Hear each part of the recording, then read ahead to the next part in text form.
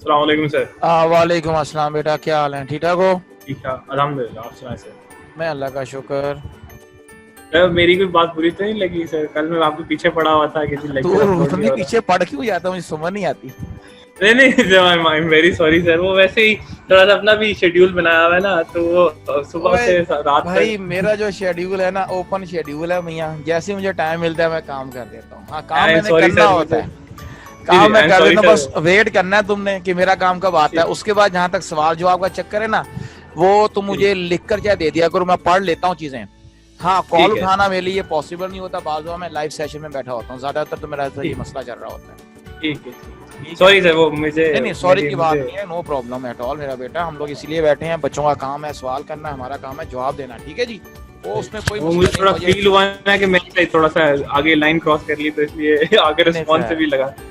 नहीं, मैंने रिस्पॉन्स फौरन दिया था आपको। नहीं हाँ, नहीं, वो रिस्पॉन्स में मैंने लगा। ये लिखा था, I am doing my job. हाँ, वो मैं कहता तुम्हें लग रहा है कि हाँ। जैसे जवाब चीजें आ नहीं रही हैं। जाहिर बात है, एक नहीं लेक्चर नहीं जो है नहीं। ना, अब देखो, जी मेरा जी, एक लेक्चर आधे घंटे का गया था, है ना, बीच में। वो बिल्कुल। आधे घंटे का लेक्चर ना, उसको रेंडरिंग होने में, प्रिपेयर होने में, प्रोसेस होने में कुछ घंटा लगा।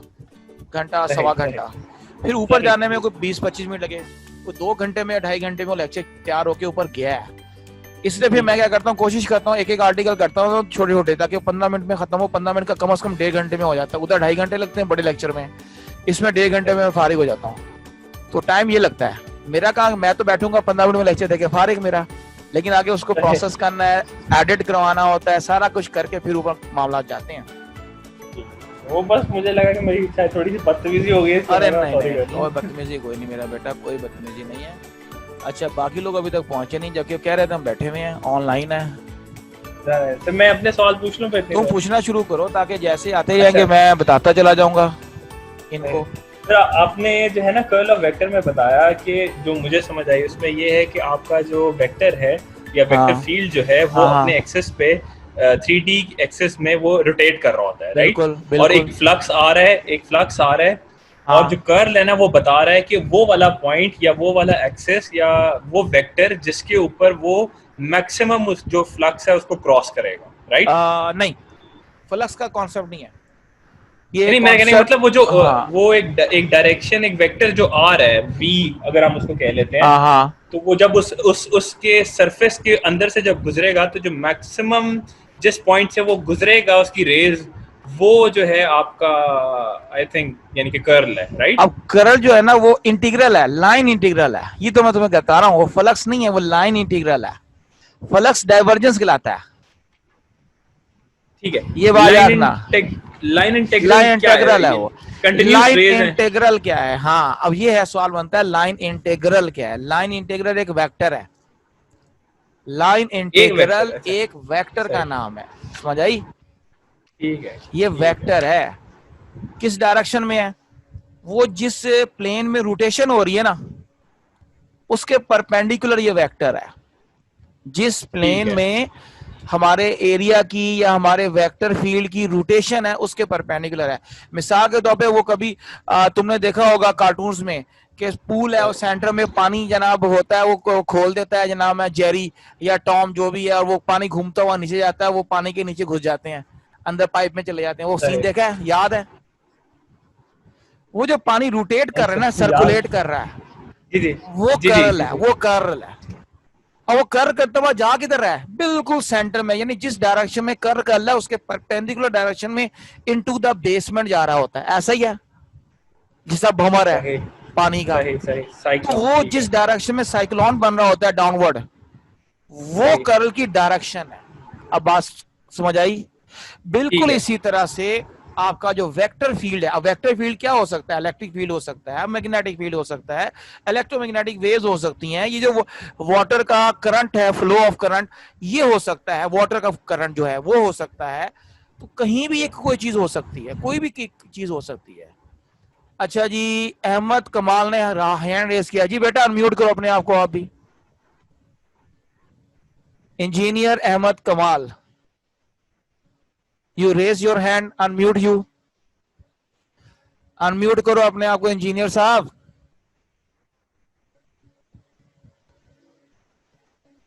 यार हैंड रेस करने का मतलब होता है I want to ask something.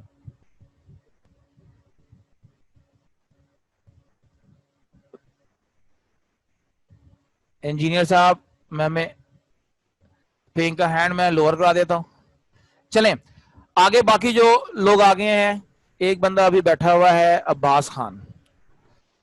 हाँ जी, हमजा।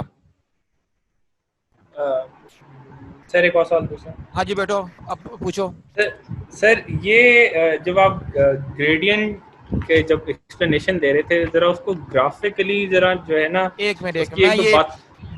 डायग्राम निकाल लेता हूँ और शेयर कर देता हूँ जो जहां से मैं पढ़ा रहा था, ठीक है? जी जी उससे जी ये होगा कि तुम लोगों को समझने में बहुत आसानी हो जाएगी। सर, मैं एक मिनट जो है ना अपना एक रजिस्टर ले आऊँ, एक हाँ ले आओ, ले आओ हाँ। रजिस्टर वगैरह, आप लोगों का कागज कलम आपके सामने होना चाहिए इस जी ओपन जी सेशन टीचिंग सेशन में, ताकि जो भी हम पढ़े हैं लिखे हैं आप नोट कर लें। अब्बास खान आप आ गए हैं?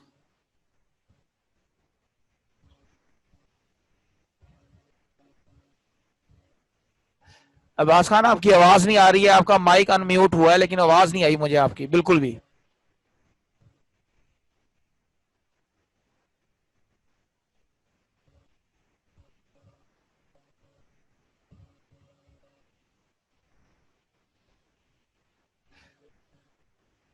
रोहान नहीं है अभी तक, इनमें रोहान नहीं है। रोहान बैठे हो?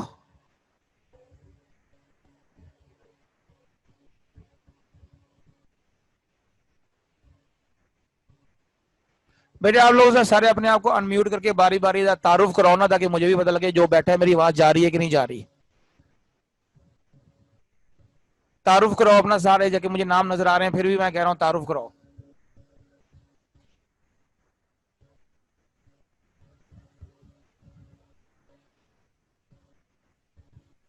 यार रोहान तुम किधर फिर रहे हो?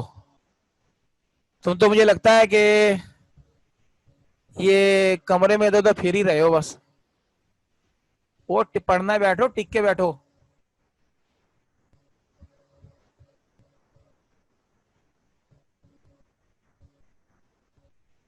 चले मैं जो डॉक्यूमेंट है वो जरा शेयर करता हूँ, एंड देन फिर आप लोगों के जो क्वेश्चन है ना वो आप मुझसे पूछते जाएंगे बारी बारी, और उसके ऊपर ये है कि आंसर क्वेश्चन चलते रहेंगे।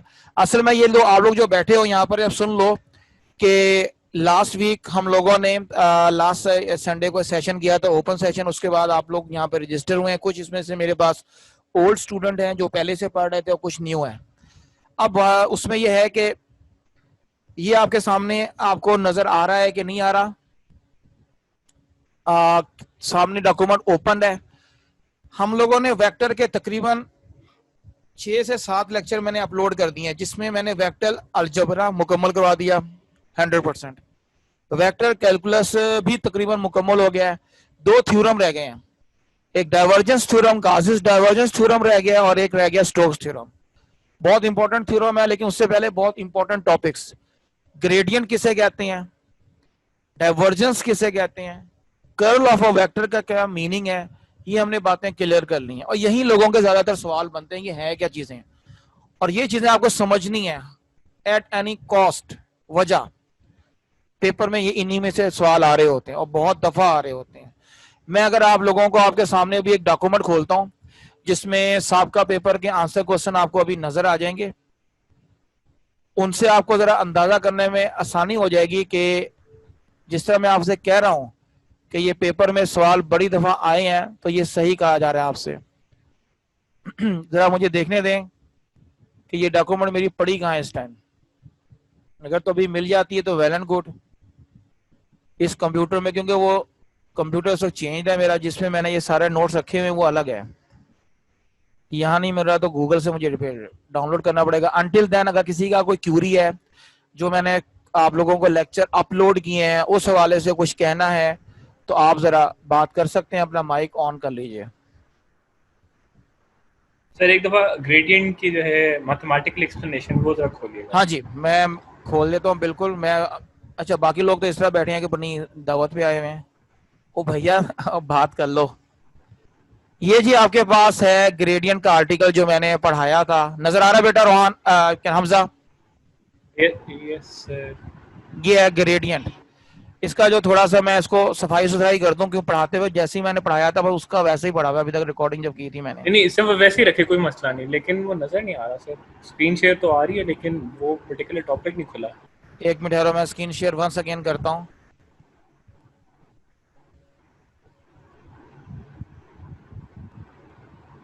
स्क्रीन शेयरिंग में दोबारा करता हूं।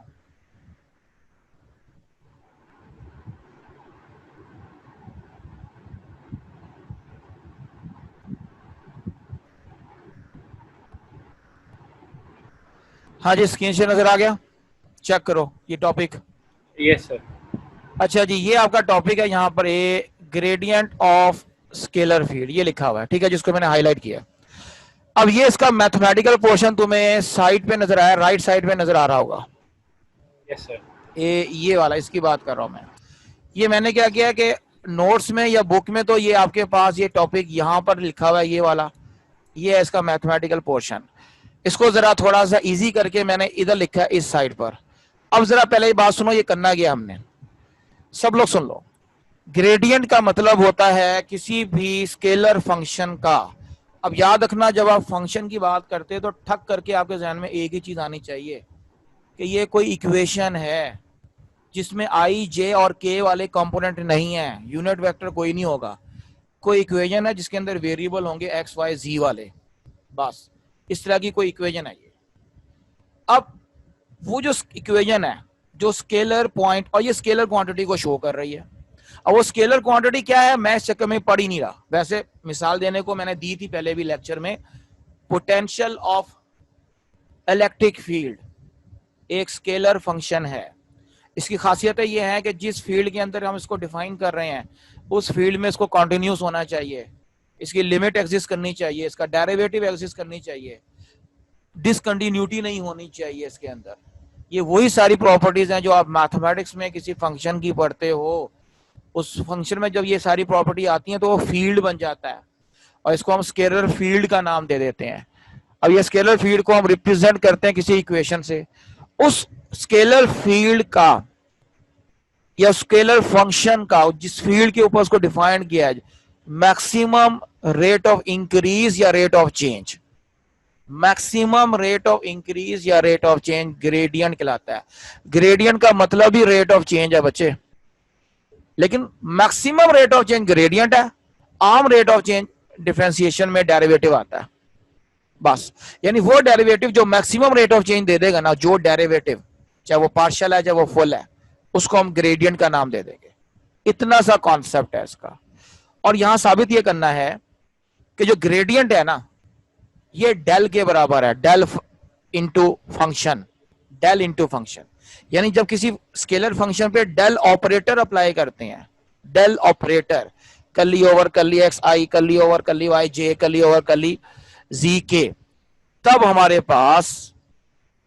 पास ये आता है, क्या नाम है, आपके पास ग्रेडियंट आ जाता है। अच्छा, ये मैं थोड़ा सा इसको यहां पर, ये आप देख सकते हो आपके सामने ग्रेडियंट ऑफ एस लिखा हुआ है, del of S. Del of S की वैल्यू आप देख सकते हो आपके सामने मैंने लिखी इस जगह पर, ये कली एस ओवर कली एक्स आई है, फिर वाई के साथ पार्शियल डेरिवेटिव, फिर जी के साथ आई जे के, इसको हम डेल एस कहते हैं, ठीक है। यही चीज ग्रेडियंट कहलाएगा, यही डेल एस ग्रेडियंट कहलाएगा अगर आप इसको ग्रेडियंट के हवाले से करेंगे। यानी कि आपका मैक्सिमम रेट ऑफ चेंज कराएगा, ये हमने साबित करना है, यही चीज साबित करनी है कि ये जो आपको नजर आ रहा है ना, ये लेफ्ट साइड पे देखो आप, ग्रेडियंट ऑफ एस, ये इसकी बेसिक डेफिनेशन है, ये delta S over delta N. अब कहोगे एन क्यों आया, ये डायग्राम देखो, ये डायग्राम क्या है आप देख सकते हो, ये पॉइंट ए है, S1 शीट है ये वाली, ये S1 है, दिस इज, ठीक है। इस S1 से आप जा रहे हैं S2 की जानेब, ये S2 है आपके पास इधर, ये वाली जिसको मैं टिक कर रहा हूं। अब दो पाथ हैं, एक ये dr का पाथ है ये वाला, एक ये पाथ है dn जिसे कहते हैं, या कर्ली n भी कहेंगे छोटे स्मॉल पार्ट को। अब आप जब यहां से इस तरफ जाते हैं तो ये सिर्फ रेट ऑफ चेंज है आपका, ये लिखा हुआ है curly s over curly r, ये जस्ट रेट ऑफ चेंज है s का, फंक्शन का, ठीक है जी। लेकिन जब आप इसको मैक्सिमम रेट ऑफ चेंज में कन्वर्ट कर देते हैं in the direction of n unit vector, तो ये बन जाता है ग्रेडियंट। ये डेफिनेशन हो गई। अब मैथमेटिकली हमने क्या करना है, इसी इक्वेशन में दोनों साइड पर हमने डी आर के साथ, डी आर ये वेक्टर है, ये नजर आ रहा है आपको, इसके साथ ले लिया इसका डॉट प्रोडक्ट। इस डॉट प्रोडक्ट को जब यहां ओपन करेंगे तो ये बनेगा A B cos of theta के फॉर्मूले को फॉलो करते हुए N unit vector D R की magnitude cos of theta, N unit vector का मैग्नीट्यूड 1 पड़ेगा D R cos of theta, और ये D R cos of theta D N के बराबर है। कैसे? अगर आप यहाँ पे इस वेक्टर को रिजोल्व करते हैं, जिस तरह अगर आप बिल्कुल ये प्रोजेक्शन वाला काम कर रहा है, अगर मैं इसको यूं ड्रॉ कर लेता, ठीक है, और यहां मैं डी आर बना लेता, यानी कि मैं डायग्राम यूं ड्रॉ करता जो बचपन से आप पढ़ते आ रहे हो, तो ये जो डी एन बनता है एन की डायरेक्शन में, इसको हम कहते हैं D R cos of theta. इसी डायग्राम को थोड़ा सा रोटेट करके यहां रख दो तो ये चीज बन जाएगी, ठीक।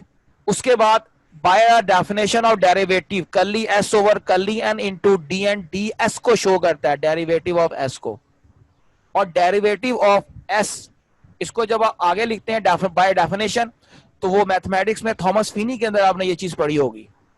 थॉमस फिनी में जो डेरिवेटिव का चैप्टर था ना, शुरू के चैप्टर में आता है मेरा ख्याल में, जहां आपने वहां ये डेफिनेशन आपने पढ़ी है, तो याद है तो वेल एंड गुड, नहीं याद है तो अब याद करो। जब भी आप किसी फंक्शन का डेरिवेटिव लिखते हैं तो वो बराबर होता है curly into function over curly X D X, curly into function curly Y D Y, curly into function curly G D G. अगर 3 कंपोनेंट है, 2 है तो 2 तक जाएगा, तीसरे तक नहीं जाएगा, ठीक है। अब यहाँ पे एस फंक्शन है तो हमने हर जगह कर लिया एस ओवर कर ली एक्स और साथ में डी एक्स कर दिया, ये डेरिवेटिव की डेफिनेशन है। इसका मतलब है ये भी डेरिवेटिव की डेफिनेशन है, ठीक है। ये है एन यूनिट वेक्टर के वाले से। अब एन यूनिट वेक्टर की जगह अगर डी आर वेक्टर आता है 3 कंपोनेंट वाला, तो यही चीज ये इसमें कन्वर्ट हो जाएगी। इसका मतलब ये हो गया कि ये जो आपके पास डीएस है, ये चीज जो यहां पे आई हुई है, ये वाली पूरी लाइन, ये और ये वाली चीज, या ये आपस में क्या है, इक्वल है, ये दोनों आपस में इक्वल हो गए।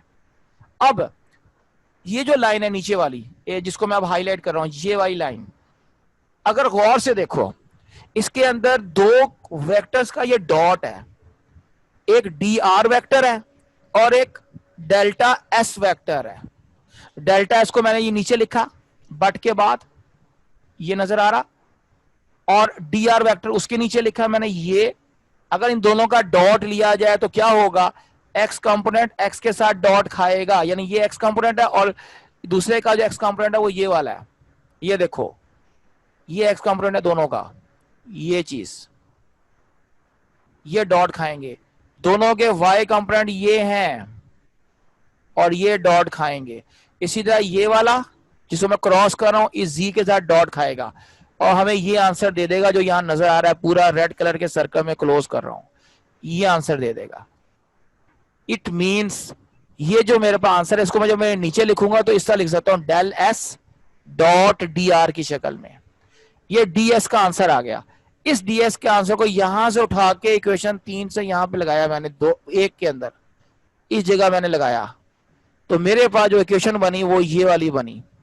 यहां पर सिर्फ एक चीज है कि मैंने अभी भी मिटा दी है, डेल का साइन मैं दोबारा बना देता हूं, मुझे मिटाते हुए ख्याल ही नहीं रहा, ये मुझे यहां रखना था। 1 मिनट,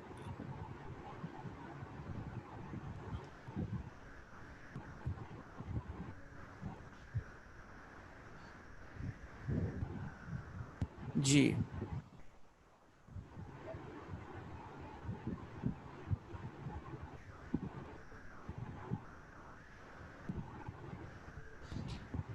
ये थोड़ा सा आउट ऑफ फोकस हुआ है, चलो मैं वैसे ही बना दूं ताकि मसला खत्म हो। लें जी, हाँ मैं बना देता हूँ।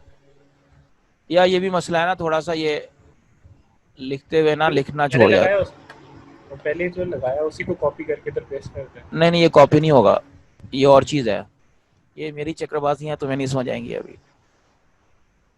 बस ठीक है, हो गया, मैं डेल का साइन शो करना चाह रहा हूँ कि यहाँ है। लो जी, ले जी, जब ये वैल्यू पुट अप करेंगे ये चीज बनेगी। अब ये भी डी आर है, ये भी डी आर है, ये यहां से कैंसलेशन हो जाएगी इसकी, बाकी ग्रेडियंट एस बराबर है डेल एस और खाली ग्रेडियंट बनेगा डेल के बराबर। नहीं बात समझ आई? ये इसका मैथमेटिकल स्टेप जो आपने क्वेश्चन किया था। अब आपने कोई मजीद कोई क्वेश्चन करना है तो बताएं इस सिलसिले में। एक में ऊपर करें।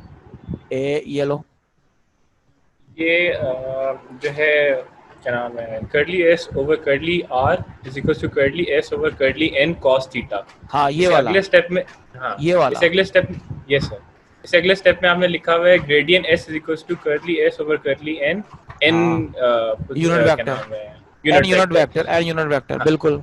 हाँ। ये cos theta N unit vector में कैसे कन्वर्ट होगा? अच्छा तुम इसका अप्लाई कर रहे हो, N unit vector cos of theta कैसे बन गया? बात यस यह सर, है कॉस कि थीटा एन। हाँ, हमने ये जो इक्वेशन लिखी है ना, ये वाली, ये लिखी है बाय डेफिनेशन, बाय डेफिनेशन लिखी है। इसका इससे कोई ताल्लुक नहीं कि इसको मैंने वहां शिफ्ट किया।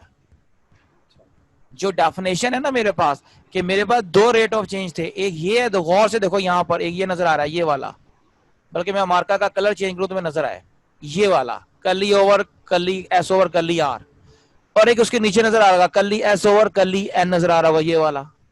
Yes sir. ये दो रेट ऑफ चेंज थे मेरे पास। इनमें से जो ग्रेटेस्ट रेट ऑफ चेंज कब होगा? जब नीचे का फैक्टर छोटा हो जाएगा, ऐसा ही है, सही। ऐसा ही है, जब नीचे सही। का फैक्टर स्मॉल हो जाएगा। बात समझ आ रही है? जब नीचे का फैक्टर आप स्मॉल कर दोगे तो आपका जो क्वोशंट है वो बढ़ जाता है। ये आपका आम फ्रैक्शन ठीक का है, रूल है ना। ये सर, ठीक है, ये सर, ये सर, सही है। क्वोशंट बढ़ाना हो तो आप डिनोमिनेटर को कम करते चले जाओ। बिल्कुल। अब इसका मतलब है ग्रेडियंट मेरे बाय डेफिनेशन, ग्रेडियंट मेरा वो रेट ऑफ चेंज है जो मैक्सिमम है। अब मैक्सिमम है इसकी डायरेक्शन में, ये जो वेक्टर आपको डायग्राम में नजर आ रहा है, ये वाला, इस डायरेक्शन में। क्यों? ये है minimum distance between these two plane, ये है परपेंडिकुलर डिस्टेंस बनता है। दो सही। प्लेनों के बीच में हमेशा परपेंडिकुलर डिस्टेंस मिनिमम कहलाता है, बाकी जितने डिस्टेंसेस होते हैं वो मैक्सिमम कहलाते हैं, या फिर मैक्सिमम बड़े कहलाते हैं।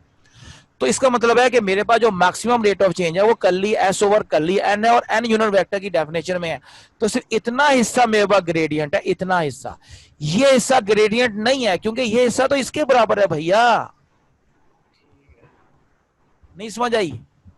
कॉस ऑफ ठीक थीटा के है। साथ मिला के ये पूरा हिस्सा ग्रेडियंट नहीं बनता, इसका सिर्फ इतना पोर्शन ग्रेडियंट है, ये वाला, ये ग्रेडियंट है।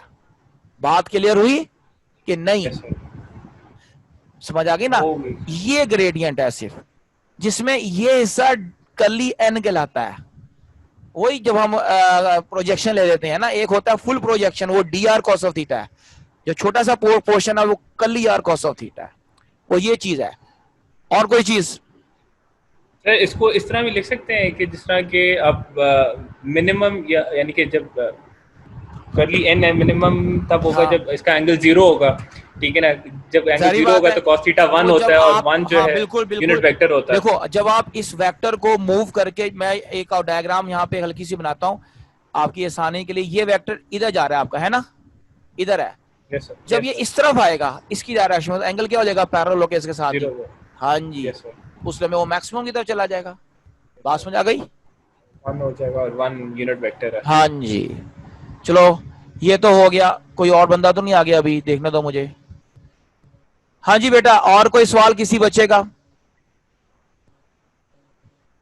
कोई और सवाल करना चाहे? कुमैल आपका हाथ रेज है, अपना माइक अनम्यूट करो, पूछो मुझसे। अस्सलाम वालेकुम सर। वालेकुम अस्सलाम। जी बेटा, अब आप सवाल करो। सर उधर ही क्वेश्चन था, मैंने वो पूछना था जो आपने लिखा था ना, पुटिंग 3 in 1, उधर से थोड़ा सा पूछना था। मैं दोबारा उधर खोल लेता हूँ। वो तो मैं इधर इसलिए आया था, मैं ये देखना चाह रहा था कितने बैठे हैं। खुल गया, नजर आ रहा है?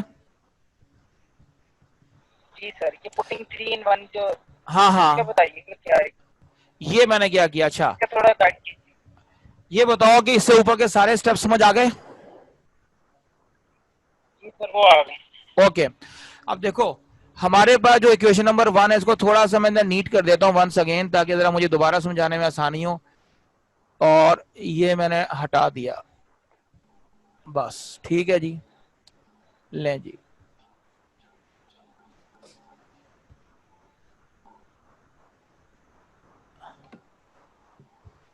अच्छा अब गौर से देखो, ये क्वेश्चन नंबर आपकी 3 है, जिसके मुताबिक आपका जो del S dot D R, ये आ गया जवाब आपके पास डी एस का।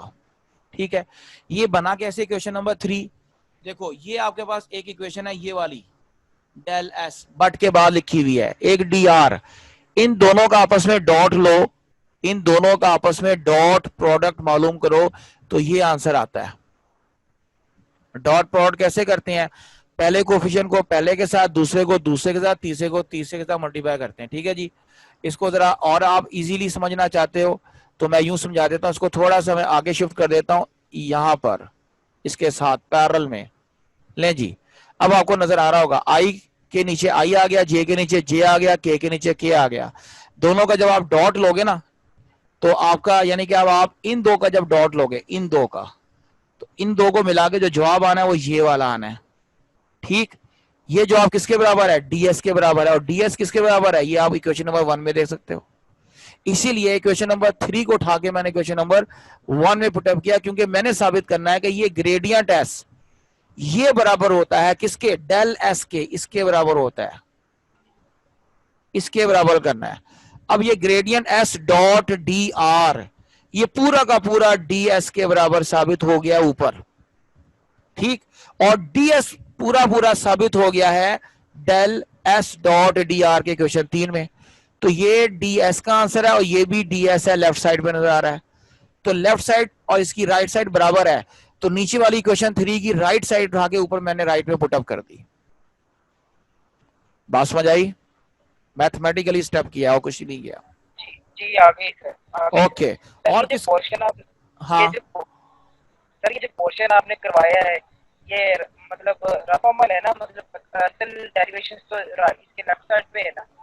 ये किताब की डेरिवेशन है, लेकिन मैं जब भी बोर्ड पे लेक्चर देता था तो मैं ये वाला हिस्सा किया करता था। तो इसलिए मैंने क्या किया, पहले ये लिखा यहाँ पर, फिर आप लोगों को लेक्चर रिकॉर्ड किया और आज आप लोगों के साथ डिस्कशन कर रहा हूँ। क्योंकि पेपर में लिख सकते पेपर में आप ये वाला लिख सकते हैं जो मैंने लिखा है, ये जो इधर लिखा है ना ये राइट साइड पर, ये बिल्कुल आप बेखौफ खतर लिख सकते हैं, कोई मसला नहीं है। बल्कि ये जो मैंने लिखा है यही समझ आएगा आपको, जो उधर लिखा है वो मिक्सअप होकर लिखा है। उन्होंने हॉरिजॉन्टल लिखा है, मैंने वर्टिकल में किया हुआ है तरतीब के साथ, तो वो आपको ज्यादा अच्छी तरह समझ आ जाएगा। ठीक है। क्योंकि सिर्फ ये बीच के जो 5-6 मैथमेटिकल स्टेप है ना, ये वाले इनको मैंने राइट साइड पे एक्सप्लेन किया हुआ है डिटेल में। ठीक है, और उसके ऊपर ये आंसर है हमारा। हाँ बोलो सर, जो लास्ट में ये ग्रेडियंट बराबर आए साइन के, इसका क्या मतलब है? ये डेल का साइन, ये डेल है, इसका मतलब है कि ये ग्रेडियंट एक वेक्टर क्वांटिटी है। इसका मतलब साबित हो रहा है कि ग्रेडियंट क्या है, ये स्केलर फंक्शन का ग्रेडियंट वेक्टर क्वांटिटी। और ये बाकायदा सवाल आया जिसमें ये लाइन आई हुई है जिसको मैंने हाईलाइट कर रहा है किया हुआ, it follows that gradient of a scalar function is a vector. ये लाइन पेपर में आई है। तो मैंने आपको पहले बताया था ना, जो मैंने नोट्स ये डेवलप किए हुए हैं इसी तरह किए हैं कि जिस तरह का पेपर में सवाल आया मैं उस सोर्स या बुक पे गया हूं जहां पे बिल्कुल 100% उसी सवाल का वही आर्टिकल मौजूद था। अब आपने कुमैल मुझे एक किताब भेजी है, मैं अभी देख रहा था थोड़ी देर पहले उसको। किताब तो नो डाउट अच्छी है, लेकिन वेक्टर एनालिसिस के सिलेबस के लिए अच्छी है, जो बीएस में लगता है। हमारे सीएसएस के हवाले से इतनी सफिशिएंट नहीं है वो बुक, चीजें उसमें बहुत ज्यादा एलेबोरेटेड हैं।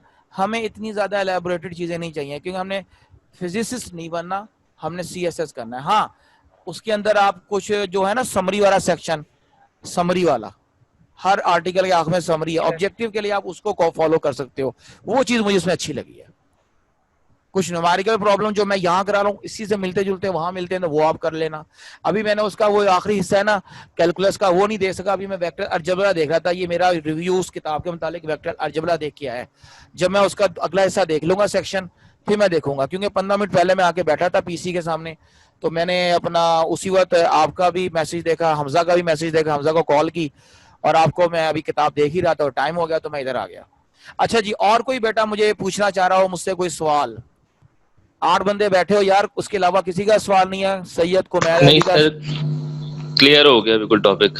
जबरदस्त। अच्छा, अब जरा मुझे अपना फीडबैक दो एक हफ्ते का, बारी बारी सब लोग, सारे के सारे। मलिक साहब आप बैठे हो यहाँ पर? अस्सलाम वालेकुम सर। वालेकुम अस्सलाम। हाँ जी बताएं, क्या आपका फीडबैक है? पूरा एक हफ्ता आपने लेक्चर लिए होंगे उधर। मैंने 2 बच्चे हैं जिन्होंने लेक्चर नहीं लिया, बाकी सब लेक्चर ले रहे हैं। एक अहमद कमाल और एक और है मैं मलिक साहब ही हैं, मलिक ए जिसका लिखा है, Malik A. Sir I am satisfied sir. मुझे एग्जाम के रिलेटेड एक क्वेश्चन था। हाँ करो सर सर ये न्यूमेरिकल्स के लिए पेपर में कैलकुलेटर अलाउड होगा? हाँ जी, कैलकुलेटर अलाउ होता है, बिल्कुल अलाउ होता है। और जितने जी न्यूमेरिकल सर। आते हैं वो जो आमतौर पे जो पिछले 3-4 साल का जो टेम्पो बना आ रहा है ना, जो आर्टिकल आपको आएगा उसी आर्टिकल का न्यूमेरिकल आएगा, यानी वही फॉर्मूला आपने प्रूव करना है, उसी का न्यूमेरिकल आ जाएगा, कोई मुश्किल नहीं होती। एक और बच्चा सवाल करने लगा था, कुमैल आपका हाथ डाउन कर दूं क्योंकि आप सवाल कर चुके थे। सर मैं कैसे नहीं करने लगा था सर, मैं ये बताने लगा था कि मैं सर हाँ सारा लेक्चर सुन रहा हूँ, वही तो वजह से सर एक्चुअली सर मैंने ये पहले चीजें लेक्चर लिए हुए हैं, तो इस वजह से मुझे इसमें कोई ऐसा कंफ्यूजन नहीं थी, तो सर वो जोर में तो आपको तंग नहीं ना करना था। हाँ ठीक है, कुदरतुल्लाह बात कर रहा है। और तुमने कुदरतुल्लाह, तेरा जी नाम क्या है? मलिक क्या लिखा है यहाँ पर? ये मलिक क्या होता है? जी मलिक कौन है तेरे में? सर हम मलिक ही है। अब मैं बाकी बच्चों के सामने से ये वो नहीं कह सकता जो मैं तुझे बाद में कहता हूँ। चल मैं बाद में बोलूंगा। अल्लाह हाफिज। तू सर बैठ वो आराम से, तू प्राइवेटली। बैठ, वो जी प्राइवेटली जी बात जी जी करूंगा। Thank you. बाकी बच्चे जरा हैरान ना होना, ये इसका मेरा बहुत पुराना ताल्लुक है, ठीक है ना? मलिक साहब का आज पता लगा ये कुदरतुल्लाह शाहब है मेरा। क्या पता शायद ये पाकिस्तान का दूसरा कुदरतुल्लाह शाहब साबित हो जाए। नाम इसका कुदरतुल्लाह है। आज पता लगा ये मलिक भी इंशाल्लाह होते सर, हैं, आज इंशाल्लाह पता दुआ लगा करें, ये दुआ मलिक भी करें होते सर। हैं।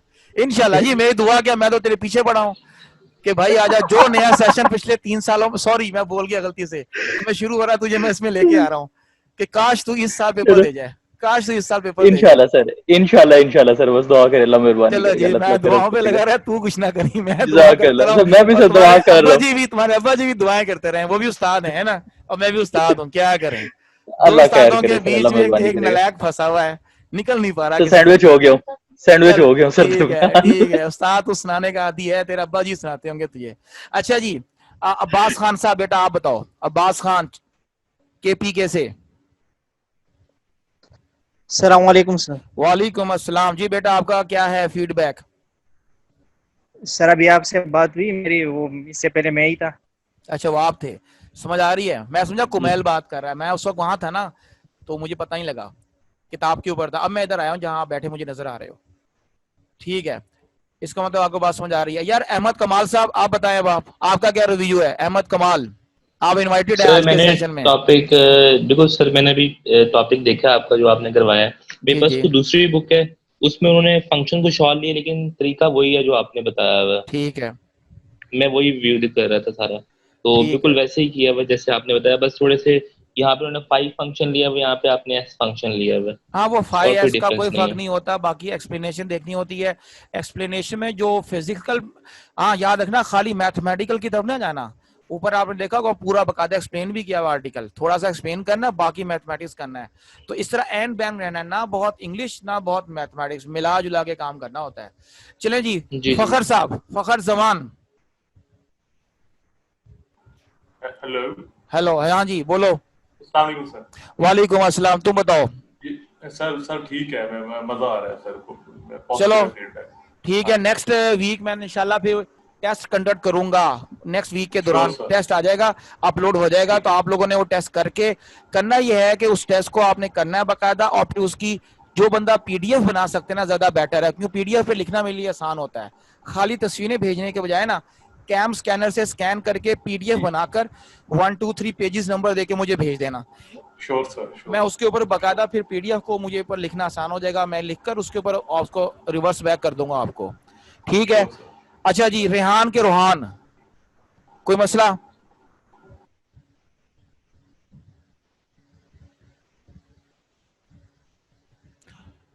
नहीं, इसकी पता नहीं, इसकी आवाज का कोई मसला है, पहले भी कैमरा ऑन हो गया था। कुमैल तुम्हें कोई मसला?